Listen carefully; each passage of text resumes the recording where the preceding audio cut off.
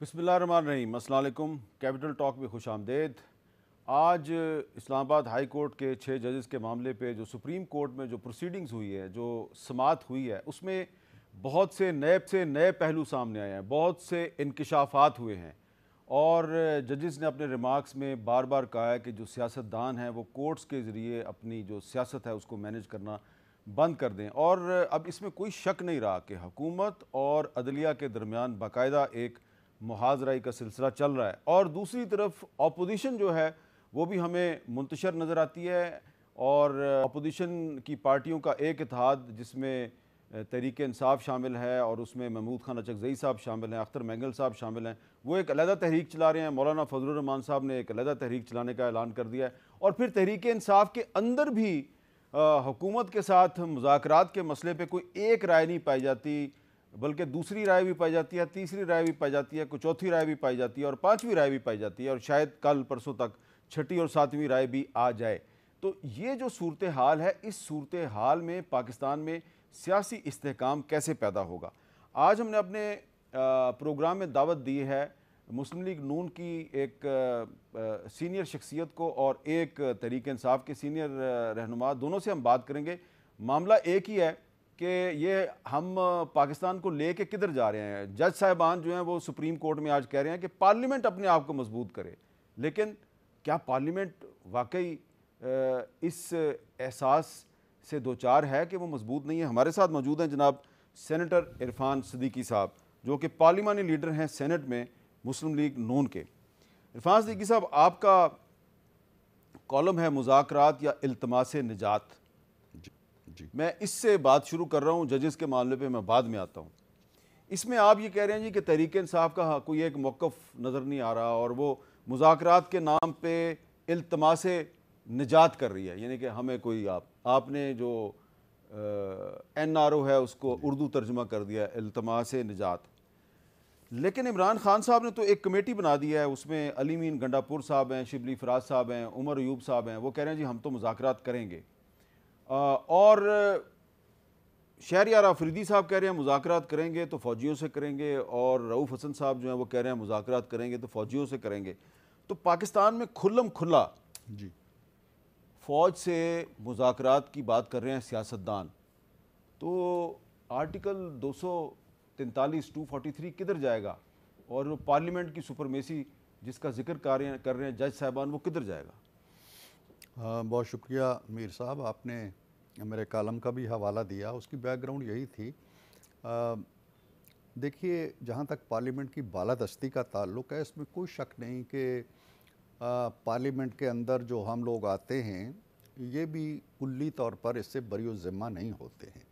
हम पार्लियामेंट को पार्लियामेंट समझ के पूरी संजीदगी के साथ कानून साजी करना, मामलात को देखना, अवाम के मसाइल को देखना और अवाम के जो एतमाद है उसको सामने रखते हुए आपस में एक अच्छे वर्किंग रिलेशंस कायम करना, ये चीज़ें शायद नापैद होती जा रही हैं। आप भी एक बहुत तवील अरसे से पार्लियामेंट के माहौल को देखते चले आ रहे हैं। जो माहौल आपको कुछ अर्सा पहले से देखना आपने शुरू किया है, जैसे हम अभी एक दफ़ा एक प्रोग्राम में आपसे बात कर रहे थे, जब सदर जरदारी साहब का खिताब हुआ तो बात चलते चलते एहतजाज तो हमेशा होता था, अब बैंड बाजों तक आ गई है, बिगल्स तक आ गई है, सीटियों तक आ गई है।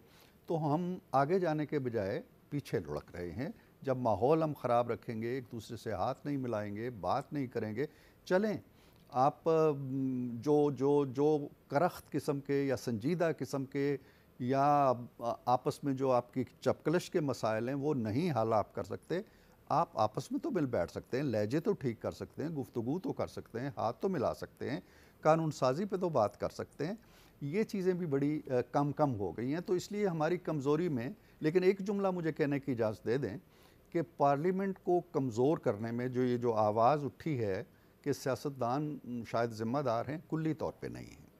कुल्ली तौर पे इसलिए नहीं है कि सियासतदानों ने जब भी कानून साजी की, उस कानून साजी को उन्होंने बास हमारे जज साहिबान ने उतनी अहमियत भी नहीं दी जितनी किसी यूनियन काउंसिल के इजलास की किसी करारदाद को दी जाती है।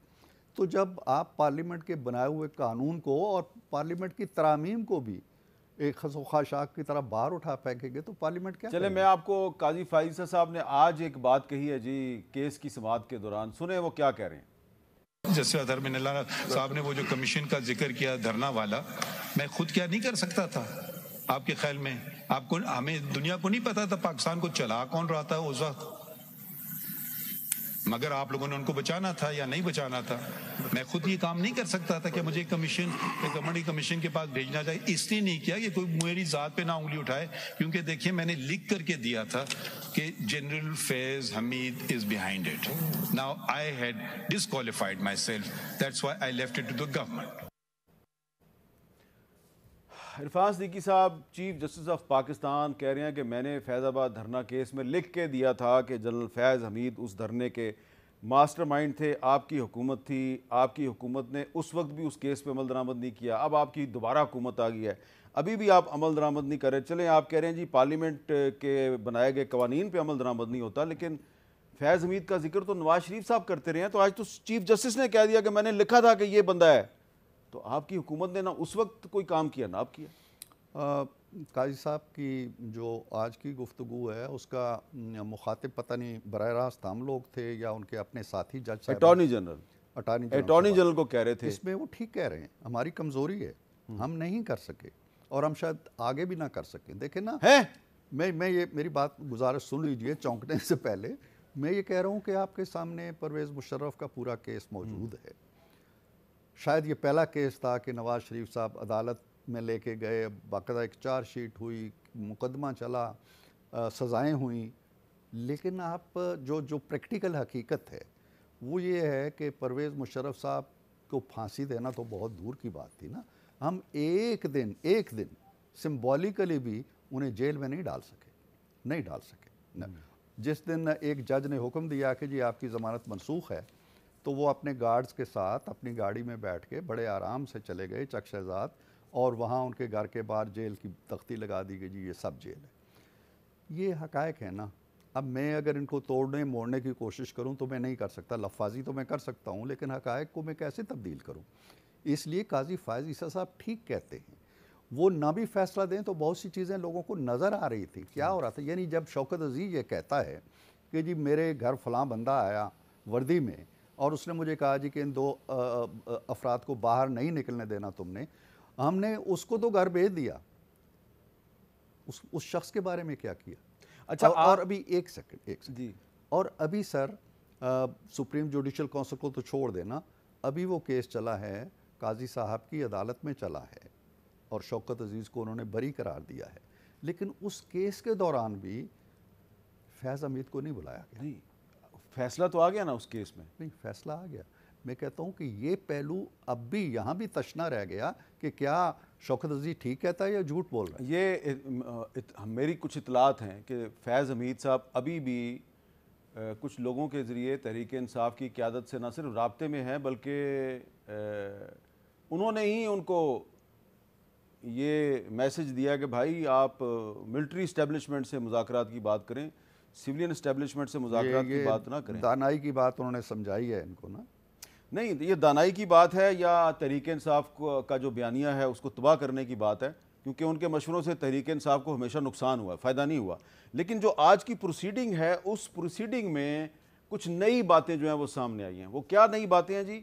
کہ 6 ججز کے خط کا جو معاملہ ہے اس کے بعد سپریم کورٹ نے کچھ ہائی کورٹ سے بھی رپورٹیں منگوائی تھی، تو اس میں یہ پتہ چلا جن کا حوالہ بھی دیا گیا آج، کہ پشاور کے ایک جج کو ایجنسیوں نے رابطہ کیا. جب جج نے قانون کے مطابق فیصلہ کیا تو اس کو افغانستان سے قتل کی دھمکیاں ملیں. اور یہ بھی آج پروسیڈنگ میں بتایا گیا کہ پشاور ہائی کورٹ کا جواب سب سے سنجیدہ ہے. وہ کہتے ہیں کہ ہمیں جان سے مار دینے کی دھمکیاں آتی ہیں. یہ بات جسٹس جمال مندوخیل صاحب نے بتائی ہے. اور بلوچستان ہائی کورٹ نے یہ بتایا ہے، ہم آہ بھی کرتے ہیں تو ہو جاتے ہیں بدنام، وہ قتل بھی کرتے ہیں تو چرچا نہیں ہوتا. اور جمال خان مندوخیل صاحب جو ہیں انہوں نے یہ بھی کہا ہے کہ جسٹس بابر ستار کے ساتھ یہی ہو رہا ہے کہ ہم آہ بھی کرتے ہیں تو ہو جاتے ہیں بدنام. اب اس میں یہ جو کچھ بھی ہو رہا ہے عرفان صدیقی صاحب جو کچھ بھی ہو رہا ہے اس کے بارے میں جو اطہر من اللہ صاحب ہیں وہ کیا کہہ رہے ہیں، ذرا سنیں. No legislation is required. The agencies are under the control of the executive of the Prime Minister. If they are doing something, the Prime Minister and his cabinet are responsible. How can they say rules of business aap dekh le, constitution dekh le? They are not something independent. دیکھیں article 243 clearly کہتا ہے کہ مسلح افواج کی کمان اور control وفاقی حکومت کے پاس ہوگا. اس آرٹیکل کے تحت افواج پاکستان جو ہے وہ سبارڈینیٹ ادارہ ہے حکومت کا, اور جو انٹیلیجنس ایجنسیاں ہیں وہ بھی سبارڈینیٹ ہیں.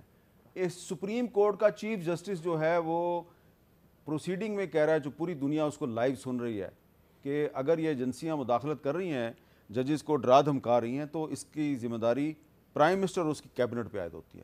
تو پھر ابھی تو تھوڑی دیر پہلے آپ نے مجھے چونکایا تھا کہ شاید ہم آئندہ بھی نہیں کر سکیں گے, تو پھر یہ معاملہ اگر آپ اس کو حل نہیں کریں گے تو کدھر جائیں گے ہم؟ میر صاحب بات یہ ہے, جج صاحبان سے بڑے ادب و احترام کے ساتھ, اور اطہر من اللہ صاحب کا میں خاص طور پہ بہت احترام کرتا ہوں. کسی زمانے میں وہ میرے کالج کے اسٹوڈنٹ رہے اور بڑے برائٹ اسٹوڈنٹ ہوتے تھے, بڑے اچھے مقرر ہوتے تھے. ہم نے ان کی وجہ سے بڑے انعامات جیتے تھے اپنے کالج کے لیے, تو میں ان سے بڑا پیار کرتا ہوں. لیکن جو تاریخ کی حقیقتیں ہیں ان کو ضرور پیش نظر رکھنا چاہیے. بابر ستار صاحب کو بھی میں بہت, ہم سب عزیز رکھتے ہیں, ہمارے ساتھ وہ صحافت میں بھی رہے اور ان کا بڑا احترام ہے, بڑے اسٹریٹ فارورڈ اور اچھے جج ہیں. لیکن معاملہ یہ ہے کہ بابر ستار صاحب کے ساتھ جو کچھ ہو رہا ہے, 7 سال پہلے ایک اور جج کے ساتھ ہو چکا ہے جس کا نام تھا شوکت عزیز. یہ دردمندی, یہ سوز و گداس, یہ لہجہ, یہ الفاظ, یہ طرز بیان اس وقت نہیں آیا. نہیں, بابر ستار صاحب اس وقت جج نہیں تھے. میں بابر ستار کی بات نہیں کر رہا, میں اطہر من اللہ صاحب کی بات کر رہا ہوں. ٹھیک ہے, کہ جس طرح انہوں نے بابر ستار کا حوالہ دیا اور ان کے بارے میں دردمندی کا اور دل سوزی کا اظہار کیا. ان کے کولیگ تھے, ان کے سینئر کولیگ تھا شوکت, اور وہ ڈائریکٹ بینیفیشری ہیں. شوکت نہ جاتا تو وہ چیف جسٹس نہ بنتے اس وقت. وہ اب 7 سال ہو گئے ہیں اس بات کو, اور وہ تو کوئی ڈکی چھپی بات نہیں تھی. اظہر من الشمس وہ کھڑا ہو کے کہہ رہا ہے جی کہ یہ وردی والا, اب تو یہ ہے نا جی کہ ہم پہ پریشر ڈالا, ہم پہ یہ آیا وہ ہے, ہمیں نہیں پتا کون آیا کون نہیں آیا, کدھر سے پیغام آیا, کون سی ایجنسی تھی. وہ تو نام لے کے کہہ رہا ہے کہ فلاں بندہ فلاں ایجنسی سے تعلق رکھنے والا اس عہدے کا بندہ میرے پاس 2 دفعہ آیا. یہ کہنے آپ میں سے کسی نے ساتھ نہیں دیا. آپ اگر آج اس طرح کے دباؤ کا شکار ہیں تو اس لیے ہیں کہ آپ نے کوتاہی کی. آپ کو اپنے مفادات سے کھڑا الگ ہو کے, بالا تر ہو کے اس وقت کھڑے ہو جانا چاہیے. نہیں, لیکن آج اطہر من اللہ صاحب نے جو بات کی ہے کہ اگر ججز کو شکایت ہے کہ ایجنسیز ان کے اندرونی معاملات میں مداخلت کر رہی ہیں, تو ایجنسیز کا کنٹرول وزیر اعظم اور فیڈرل گورنمنٹ کے پاس ہے, وہ ذمہ دار ہیں. دیکھیں بالکل وہ ذمہ دار ہیں, اور ان چیزوں کو دیکھا جانا چاہیے, اور یقیناً وزیر اعظم دیکھیں گے بھی, اور جہاں تک ان چیزوں کو کنٹرول کیا جا سکتا ہے وہ ضرور کریں گے. میں تو دوسری بات کہہ رہا ہوں. ایک بات تو یہ ہے, آپ بتائیے کہ کیا جو دباؤ ہوتا ہے عدلیہ پہ وہ صرف ایجنسیوں کا ہوتا ہے؟ کیا خود سیاستدان جو ہیں طاقتور, دھرنا باز اور جلوس ساز, وہ نہیں پریشر ڈالتے؟ مجھے بتائیں. دھرنا باز اور جلوس ساز اور پھر سوشل میڈیا کا استعمال کرنے والے لوگ نہیں. آپ مجھے بتائیں نا کہ کیا کوئی مثال ایسی ملتی ہے کہ ایک شخص جو مطلوب ہو عدالت کو, اور اس نے عدالت میں حاضری لگانے آنا ہو, تو وہ 1 کلومیٹر دور گاڑی کھڑی کرے اور اس کے گرد ایک مجمع ہو, اور جج کا وہ عدالت کا ایک اہلکار بغل میں لے کے رجسٹر جائے اور اس سے انگوٹھا لگوائے یا حاضری لگوائے اور نعرے لگوا کے؟ ایسا ہوتا ہے؟ عدالتوں نے کیوں الاؤ کیا ہے؟ اگر ایجنسیوں کا پریشر ہے, ان سے 10 گنا زیادہ پریشر ڈالنے والے سیاستدان بھی موجود ہیں. اور مفاد میں آپ کو ٹوکنا نہیں چاہتا, لیکن نواز شریف صاحب کا بھی بایو میٹرک جو ہے وہ ایئرپورٹ پہ ہوا تھا. بایو میٹرک میرا بھی ہو سکتا ہے, آپ کا بھی ہو سکتا ہے. آپ کو یہ کوئی ایسی چیز نہیں ہے. آپ اگر سر میں ابھی پرسوں گیا ہوں, مجھے ہائی کورٹ میں جانا پڑا بایو میٹرک کے لیے. نہیں, وہ آپ گئے نا, اپنی مرضی سے گئے نا بایو میٹرک کے لیے. میں یہ کہتا ہوں کہ بے شمار کیسز میں بایو میٹرک آپ کا یہاں بھی ہو سکتا ہے, گھروں میں بھی ہو سکتا ہے. اینی ہو, اس کو چھوڑ دیں. بایو میٹرک اگر ہوا بھی ہے, ایک رعایت ملی بھی ہے کسی شخص کو, وہ ایسی رعایت نہیں ہے جو ان کے یہ تو جب ہو. اب بتائیں نا آپ کس جج سے میں پوچھوں کہ جب ایک شخص جو تھا وہ اشتہاری ملزم تھا اور وہ آپ کی عدالت کی صف اول میں آ کے ٹانگ پہ ٹانگ رکھ کے بیٹھتا تھا اور آپ کی باتوں پہ تالیاں بجاتا تھا, کیوں نہیں پکڑا آپ نے؟ آپ ہمیں تو کہتے ہیں یہ کسی ایجنسی کا دباؤ تھا, یا آپ کے اندر کی محبت کا کسی کا دباؤ تھا, یا عشق کا دباؤ تھا, کس چیز کا دباؤ تھا؟ اس لیے ایجنسیوں کا دباؤ ہوگا.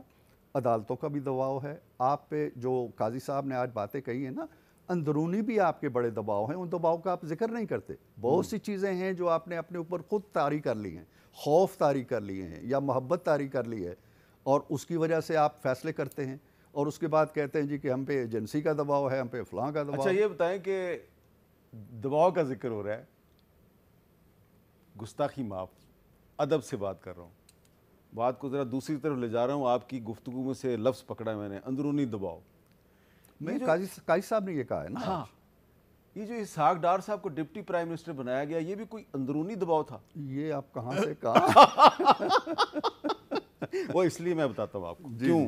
जी जी, ये एक तो आपका कॉलम है, बहुत अच्छा है, ज़बरदस्त है। आज डॉन अखबार में एक कॉलम छपा है आरफा नूर साहबा का। जी जी, आरफा नूर साहबा जो है, ये पहले मैं आपको बता दूं कि जब आपकी पार्टी ज़ेरे अताब थी, अंडर फायर थी, हाँ नहीं वो बहुत उम्दा लिखती इन्होंने हैं। बहुत आपके हक में लिखा, मरियम नवाज शरीफ साहबा के हक में लिखा, लेकिन आज उन्होंने ये लिखा है enter the deputy prime minister, और उन्होंने कहा जी ये जो पार्टी है मुस्लिम लीग नून, ये एक ही ख़ानदान की जो है वो असीर बन चुकी है, और डार्स appointment will add more fuel to the whispers that the PMLN is facing inner strife, कोई अंदरूनी कशमकश चल रही है। तो क्योंकि आपने भी पिछले दिनों कहा था कि अब नवाज शरीफ साहब को पार्टी का सदर बनाना चाहिए, तो इसहाक डार साहब को बना दिया गया डिप्टी प्राइम मिनिस्टर, तो इसका मतलब क्या है कि नून में से शीन निकल रही है? नहीं, इसका मतलब जो ले रहे हैं लोग वो तो ये ले रहे हैं कि शीन में से नून निकल रही है। लोग तो ये मतलब ले रहे हैं इसका। हाँ। नून शीन का कोई इशू नहीं है सर, आप मुझसे ज़्यादा बेहतर जानते हैं। कितनी ही बातें कर ली जाएं, जो शहबाज साहब के और मियाँ साहब के मरासम हैं वो नहीं है जो जिस ऐनक से लोग देखते हैं, आप जानते हैं। ये बात दुरुस्त है। दूसरी बात ये है कि ये एक ऐसी चीज़ है, देखें ना, अगर शहबाज साहब ये महसूस करते हैं वज़ीर आज़म के तौर पे कि मुझ पे काम का बोझ है, मुझे कोई चाहिए एडवाइज़र ऐसा चाहिए या ऐसा बंदा चाहिए जो शेयर कर सके मेरे बोझ को, मुझे गाइड कर सके, या मैं 10 फाइलें अगर नहीं पढ़ सकता और वो उन 10 फाइलों को देख के अपना एक नोट दे सके, या ये है कि मैं अगर किसी वक्त मौजूद नहीं हूँ तो वो मेरी कमी को पूरा कर सके, इसमें किसी गहरे मानी को नहीं देखना चाहिए, ना कोई कंस्पायरेसी है इसमें। देखें ना, इनको डार साहब को डिप्टी प्राइम मिनिस्टर बना के मियाँ नवाज शरीफ ने क्या हासिल करना है? क्या वो उनके ज़रिए जाएंगे शहबाज शरीफ साहब तक, और पहले नहीं जा सकते थे?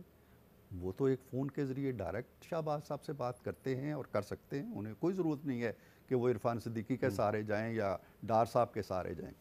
एक प्रैक्टिस रही है, माजी में भी रही है, और ये लोग जो आजकल बढ़ चढ़ के एतराज़ कर रहे हैं, इनके तो आज भी जो सदर मोहतरम हैं परवेज़ इलाही साहब, PTI के सदर मोहतरम है ना, वो डिप्टी प्राइम मिनिस्टर रहे हैं। हाँ, उस वक्त ठीक थे वो, उस वक्त सारे कानून ठीक नहीं, था। लेकिन वो साथ में मेरे जैसे लोग फिर ये सवाल उठाते हैं ना कि परवेज़ इलाही साहब जितने बेख्तियार थे, क्या इसहाक डार साहब भी उतने ही बेख्तियार होंगे? देखें, डार साहब अपनी शख्सी हैसियत में मैं नहीं समझता हूँ कि डिप्टी प्राइम मिनिस्टर बन के कोई ज़्यादा बाइख्तियार हो जाएंगे। वो पहले ही एक मौसर वज़ीर हैं, मौसर वफाकी वज़ीर हैं, और उनका इख्तियार या उनकी अथॉरिटी कह लें या उनका जो असर है जमात में वो है। कि ये तो नहीं है कि उनको डिप्टी प्राइम मिनिस्टर बना के तो प्राइम मिनिस्टर को या हुकूमत को कमज़ोर कर दिया गया? नहीं, मेरा ख्याल है प्राइम मिनिस्टर तवाना हुए हैं। अच्छा, और हुकूमत भी तवाना हुई। आखिर में ये बताएं कि ये जो मौलाना फजलुर रहमान साहब ने 2 मई को कराची में और 9 मई को पेशावर में मिलियन मार्च का ऐलान कर दिया, 9 मई को पेशावर में मिलियन मार्च का ऐलान कर दिया, तो 9 मई को मिलियन मार्च का ऐलान करके वो किसको क्या पैगाम दे रहे हैं? हो सकता है 9 मई को वो शोधा के साथ यकजहती मना रहे हों, हो सकता है वो ये कह रहे हों जी कि हम ठीक है, हम PTI के साथ हैं, लेकिन जो कुछ 9 मई को हुआ वो नहीं होना चाहिए। अगर उन्होंने ये ना किया और उनकी तोपों का रुख आपकी तरफ हो गया, फिर नहीं, हमारी तरफ वो उनकी जो निगाहें हैं वो हमेशा बड़ी मोहब्बत से उठती हैं। उनकी तोपें भी हमें बड़ी अजीज़ होती हैं, उनके तीर भी हमें बड़े अजीज़ होते हैं। मौलाना जो भी कह लें हम उसका, और आपके दिल से ये दुआ नहीं निकलती कि इनकी तोपों में कीड़े पड़े? नहीं, हमारी ऐसी कोई दुआ नहीं निकलती। मियाँ साहब जो मौलाना हैं, हम उनके साथ जचते हैं, वो हमारे साथ जचते हैं, चाहे वो कहीं भी बैठे हों, वो हमारे दिल में होते हैं। क्या बात की है आपने जनाब मौलाना फजलुर रहमान साहब ने फरमाया कि आप इनके साथ जचते हैं, कहीं और नहीं जचते। आपका बहुत बहुत शुक्रिया इरफान सिद्दीकी साहब इस खूबसूरत बात पे। और मैं एक वक्फा लेता हूँ और वक्फे के बाद हम बात करेंगे तहरीक इंसाफ के रहनुमा अली साहब से। उनसे पूछेंगे कि आज तहरीक इंसाफ की कोर कमेटी का इजलास था, उसमें क्या फैसला हुआ है, किससे मुज़ाकरात करने हैं, मिलिट्री इस्टेब्लिशमेंट से या इस सिविलियन हुकूमत से। एक वक्फे के बाद दोबारा मिलते हैं।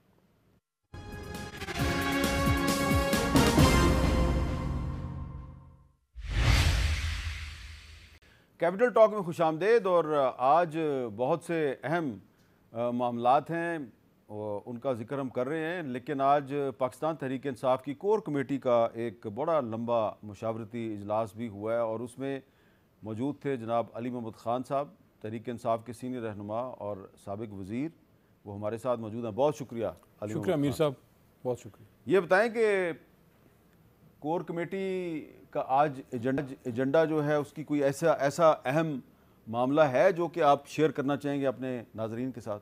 बहुत शुक्रिया। बिस्मिल्लाहिर्रहमानिर्रहीम। अल्लाहुम्मा सल्लि व सल्लिम व बारिक अला सय्यिदिना मुहम्मदुर रसूलुल्लाह खातमुन नबिय्यीन सल्लल्लाहु अलैहि व वसल्लम। बहुत से इश्यूज़ पेंडिंग थे, तकरीबन कोई डेढ़ एक हफ़्ते से, तकरीबन 2 हफ़्तों से कोर कमेटी की मीटिंग नहीं हो पाई थी। सबसे बड़ा फोरम है फ़ैसला साजी का। जो अहम तरीन इशू कुछ सामने आ जाए उनमें एक तो रऊफ़ हसन साहब वैसे इस पर तफसीली बात करेंगे, इंफॉर्मेशन सेक्रेटरी जो हैं, कि जो लोगों के वापस शामिल करने की बात है, री इंक्लूजन की, जो लोग छोड़ के चले गए थे पार्टी को, तो उस पर कोर कमेटी ने फ़ैसला किया है कि इमरान खान साहब की रिहाई तक ये मामला पेंडिंग होगा। खान साहब बाहर निकल के फिर ख़ुद ही फ़ैसला करेंगे केस टू केस। दूसरा एक इशू मैंने कोर कमेटी के सामने रखा और उस पर आज बड़ी क्लियर वजाहत से बात हुई। सुप्रीम कोर्ट ऑफ पाकिस्तान में आज 6 जजेस का केस था और उस पर इत्तेफाक से मैं भी वहाँ मैं गया हुआ था।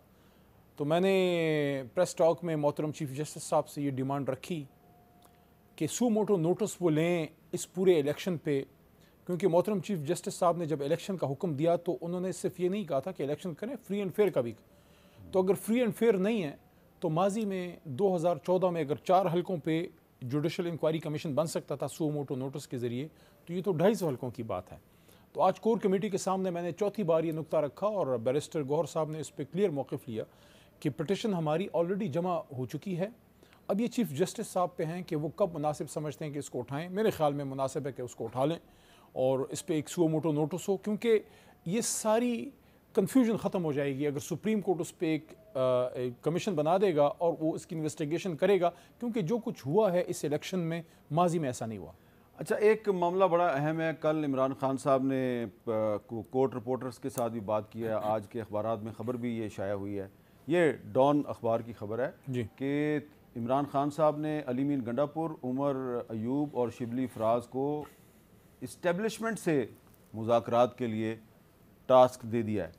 तो आप तो सिविलियन सुपरमेसी के हामी हैं, तो सिविलियन सुपरमेसी के लिए तो बात सिविलियन गवर्नमेंट के साथ होनी चाहिए, इस्टेब्लिशमेंट के साथ बातचीत क्यों होगी?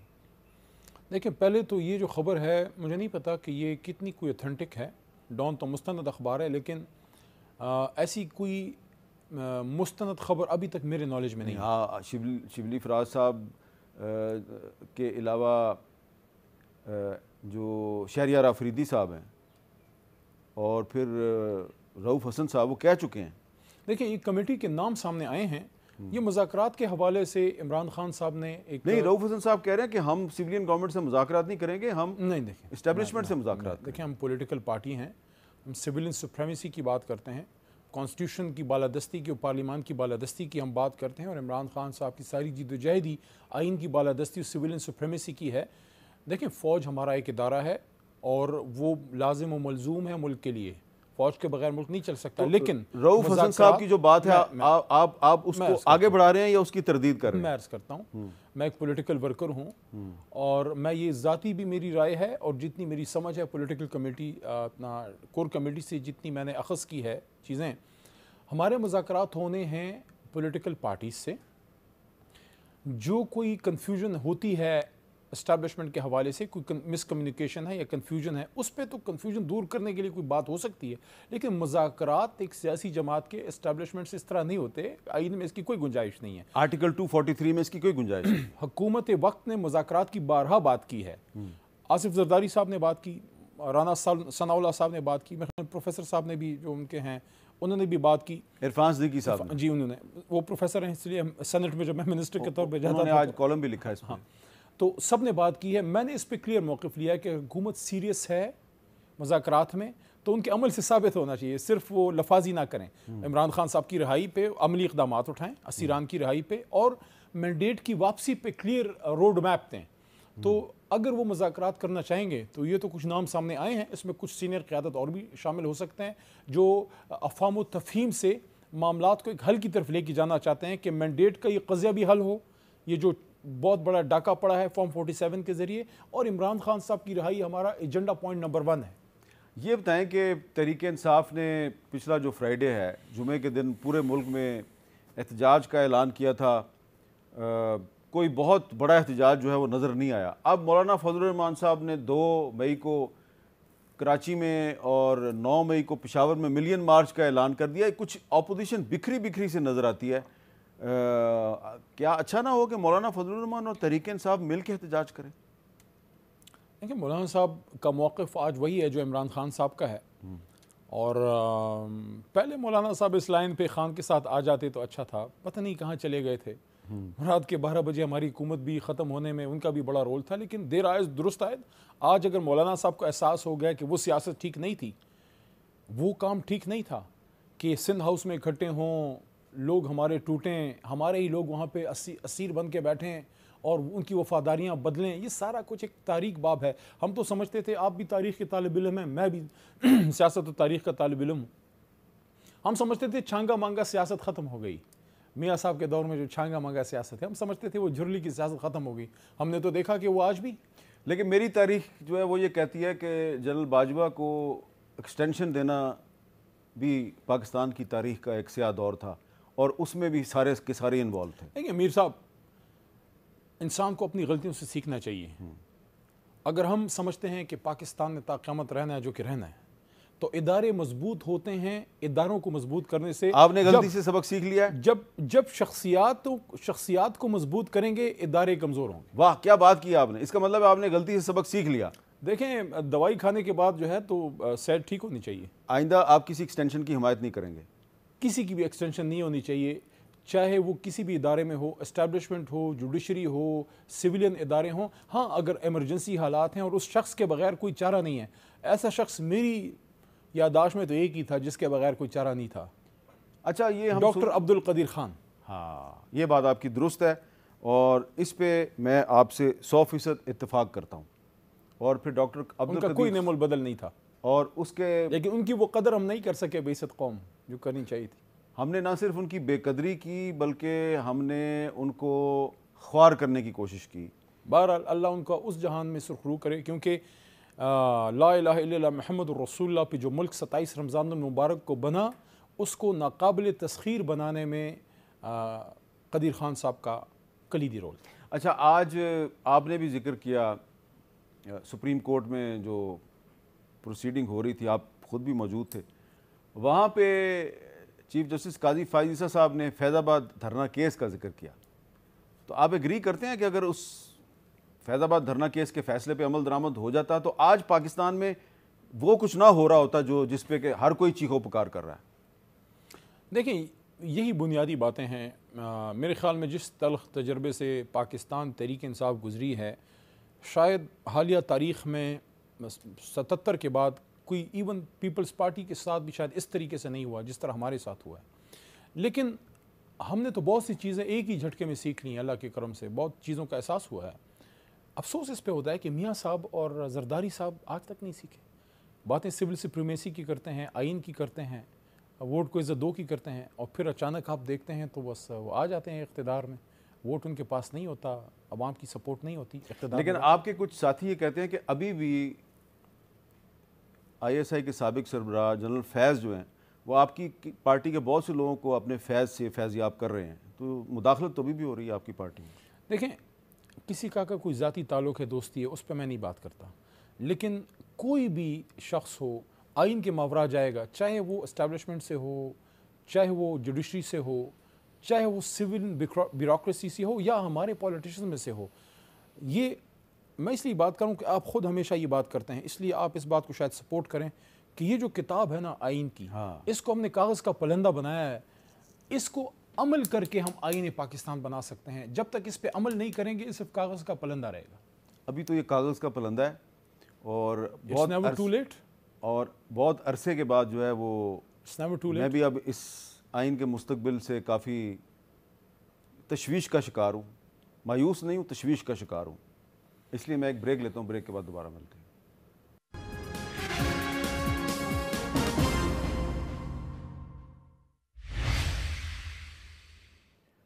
کیپٹل ٹاک میں دوبارہ خوش آمدید. تحریک انصاف کے سینئر رہنما علی محمد خان صاحب کے ساتھ ہم بات کریں. علی محمد خان صاحب, آپ یہ نہیں سمجھتے کہ یہ ایک طرف آپ لوگ جب سینئر رہنما کہتے ہیں, میں کہتا ہوں پتہ نہیں کوئی بزرگ, ہم آج بھی اپنے آپ کو اسی طرح نوجوان سمجھتے ہیں, حالانکہ داڑھی سفید ہو گئی ہے. چلے میں تحریک انصاف کے بہت ہی نوجوان رہنما, نہیں صرف نوجوان کہہ دیں, اچھا نوجوان رہنما علی محمد خان سے گفتگو کر رہا ہوں. یہ بتائیں, آپ نہیں سمجھتے کہ یہ حکومت اور عدلیہ کی لڑائی, اپوزیشن کی اور حکومت کی لڑائی, پھر اپوزیشن اور اپوزیشن کے درمیان معاملہ ٹھیک نہیں ہے, پھر پی ٹی آئی کے اندر بھی بہت سے رہنما آپس میں لڑ رہے ہیں, اس سارے معاملے میں عوام کے جو اصل مسائل ہیں وہ نظر انداز ہو رہے ہیں. کون سا آج پاکستانی عوام کا اصل مسئلہ ہے جس پہ آپ لوگوں کو فوکس کرنا چاہیے اور آپ نہیں کر رہے؟ دیکھیں بہت بڑا مسئلہ تو گندم کا ہے. ہاں, جو کسانوں کو مسئلہ ہے, کیونکہ میں خود ایک چھوٹا سا زمیندار ہوں, تو چلو ہم پہ ایک اللہ کا کرم ہے کہ کہیں کوئی پراپرٹی ہوگی اس سے کرایہ آ جائے گا, یا کہیں اور سے کہیں پیسے آ جائیں گے, جو آپ کی کوئی بھی چیز ہوتی ہے. لیکن کچھ لوگ ایسے بھی ہیں جو صرف زمین کی پیداوار سے ان کا پورا سال چلتا ہے, بچوں کی شادیاں, بچوں کی تعلیم, اسکول کے بل, سارا کچھ, بجلی, گیس, آنا جانا, غمیاں خوشیاں, تو وہ بیچارے خودکشیوں کی طرف اب مطلب زندگی سے مایوس وہ ہو رہے ہیں. مجھے نہیں سمجھ آتی کہ اگر کیئر ٹیکر سیٹ اپ نے یہ غلطی کی تھی تو مسلم لیگ نون نے اتنا ٹائم کیوں لگایا اس کو ٹھیک کرنے میں, کیونکہ جس پنجاب سے ہم ووٹ اٹھاتے ہیں اسی پنجاب سے میاں صاحب کی جماعت بھی ووٹ اٹھاتی ہے. تو پورے پاکستان کے ساتھ, لیکن بالخصوص پنجاب کے ساتھ جو یہ ظلم ہوا ہے کسان کے ساتھ, مجھے نہیں سمجھ آتی کہ مریم بی بی اس کو کیسے جسٹیفائی کریں گی, یا نواز شریف صاحب تو خود ان کے ساتھ بیٹھے ہوئے ہیں, تجربہ کار آدمی ہیں, کیوں انہوں نے یہ غلطی ہونے دی کہ سیاست ایک طرف, لیکن کسان اگر رول رہا ہے تو پاکستان رول رہا ہے, کیونکہ ہم تو آج بھی ایگریکلچر کنٹری ہیں. اچھا, لیکن ایک طرف پنجاب گورنمنٹ نے روٹی کی قیمت میں کمی کا اعلان کیا, دوسری طرف خیبر پختونخوا گورنمنٹ نے روٹی کی قیمت میں کمی کا اعلان کیا. دونوں حکومتیں اس پہ عمل درآمد کرانے میں ناکام ہیں, تو فرق کیا ہے دونوں میں؟ دیکھیں ایک تو ایشو یہ ہے کہ گندم کا جہاں تک آٹے کا مسئلہ ہے, تو جس طرح کچھ چیزوں پہ پورا پاکستان خیبر پختونخوا پہ ڈیپینڈنٹ ہے, اس میں آپ کے پانی کے ذخائر ہیں, بجلی کی یا گیس کی پروڈکشنز ہیں, سوئی کے بعد بہت زیادہ ہمارے پاس بھی کوئٹہ اپنا کوارڈ سائٹ پہ ہماری جو ریزروز ہیں, کرک سائٹ پہ, سندھ سے بھی ہیں. تو اسی طرح خیبر پختونخوا آٹے پہ ڈیپینڈنٹ ہے اپنے بڑے بھائی پنجاب پہ. تو جب پنجاب میں یہ مسئلہ ہوا ہے تو اس کا آٹومیٹک ریپرکشن ہم پہ آتا ہے, کیونکہ بیچ میں جو ڈیلرز ہیں, جو تھرڈ پارٹیز ہیں, وہ اس میں پھر اپنا مال بناتے ہیں. علی امین خان نے تو ایک آفر بھی کی اور انہوں نے ایک بڑے دل کا بھی مظاہرہ کیا ہے کہ وہ پنجاب سے وہ ایک اچھی قیمت پہ ہماری خیبر پختونخوا کی حکومت گندم لینے کے لیے کسان سے یا حکومت سے وہ تیار ہے. لیکن آپ کی بات ایک حد تک صحیح ہے کہ اصل جو ریلیف کسان کو ملنی چاہیے وہ ابھی تک آ نہیں رہی. لیکن پنجاب کا جہاں ایک اپر ہینڈ ہے وہ اس طرح کے پی کے کا نہیں ہے, کیونکہ ہم لوگ ڈیپینڈنٹ ہیں آٹے پہ یا گندم پہ اپنے پنجاب پہ. آخر میں یہ بتائیں کہ آج سپریم کورٹ میں بار بار ذکر ہو رہا تھا کہ پارلیمنٹ اپنے آپ کو مضبوط کرے, پارلیمنٹ جب تک مضبوط نہیں کرے گی تو پاکستان کے مسائل حل نہیں ہو سکتے, سیاستدان جو ہے اپنی غلطیوں سے سبق سیکھیں. ہر کوئی جو ہے وہ کہہ رہا ہے کہ جی پارلیمنٹ جو اپنے آپ کو مضبوط کرے, تو پارلیمنٹ کیسے مضبوط ہوگی؟ پارلیمنٹ کے مسائل پارلیمنٹ کے اندر حل ہونے سے اور اقتدار کی طرف کسی شارٹ کٹ کی طرف جانے سے نہیں, وہ راستہ جو عوام کے آنگن سے ہو کے آتا ہے. اگر آپ عوام کے ووٹ سے پارلیمنٹ میں آنے پہ یقین رکھتے ہیں, پارلیمنٹ مضبوط ہوگی. اگر آپ فارم 47 پہ یا چھتری پہ آنا چاہتے ہیں, چور دروازے سے آنا چاہتے ہیں, یاد رکھیے جو چور دروازے سے آتا ہے اس کی ایگزٹ بھی بہت جلدی ہوتی ہے, جو عوام کی طاقت سے آتا ہے وہ بیٹھا رہتا ہے. دیکھیں حکومتیں آتی جاتی رہتی ہیں, اصل چیز یہ ہے کہ آپ کا مینڈیٹ زندہ ہے یا نہیں, عوام میں آپ کی جڑیں کتنی مضبوط ہیں, عوام آپ کے ساتھ جڑ کے کھڑی ہے کہ نہیں, عوام آپ کے ساتھ ہے, اللہ آپ کے ساتھ ہے. دیکھیں پارلیمنٹ کے اندر جو سینئر سیاسی قیادتیں ہیں, خان صاحب ہمارے لیڈر, پھر زرداری صاحب ظاہر اب تو خیر وہ صدر ہیں, یا مولانا صاحب بھی اب سینئر ترین سیاستدانوں میں سے ہیں, شہباز شریف صاحب کی بھی عمر گزر گئی ہے. تو اگر یہ بڑے سیاستدان پارلیمنٹ کے اندر یہ فیصلہ کر لیں کہ اگر میری ذات یا میری جماعت کی سیاست کو کوئی معمولی سا ہچ بھی پڑتا ہے، سیٹ بیک بھی ملتا ہے، لیکن اگر میرے فیصلے سے پارلیمنٹ اور آئین مضبوط ہوتی ہے اور فیصلے کا مرکز، فیصلہ سازی کا مرکز پارلیمان بنتا ہے، میں سمجھتا ہوں یہ ون ون سچویشن ہے پاکستان کی ڈیموکریسی کے لیے۔ تو سیاستدانوں کو آپس میں مذاکرات کرنے چاہیے۔ دیکھیں، اپنا نقطہ نظر رکھیں، اپنا موقف نہ چھوڑیں، اللہ پھر راستہ دے دیتا ہے۔ جیسے ہمارے بنیادی نکات ہیں، عمران خان صاحب کی رہائی، مینڈیٹ کی واپسی۔ اگر آپ عمران خان صاحب کو رہا نہیں کریں گے، مذاکرات بے معنی ہیں۔ ٹھیک ہے، اس پہ تو بات چیت کرنی چاہیے سیاسی حکومت سے، سیاسی جماعتوں کو واپس۔ بالکل۔ بہت بہت شکریہ علی صاحب، اور نٹ شیل یہی ہے گفتگو کا کہ مذاکرات اگر ہونے چاہیے تو سیاستدانوں سے مذاکرات ہونے چاہیے، اور جو کوئی یہ کہتا ہے کہ ہم سیاستدانوں سے مذاکرات نہیں کریں گے بلکہ ہم آرمی چیف سے یا D G I S I سے مذاکرات کریں گے، تو دراصل وہ اپنے پاؤں پہ کلہاڑی مار رہا ہے۔ اجازت دیجیے، اللہ حافظ۔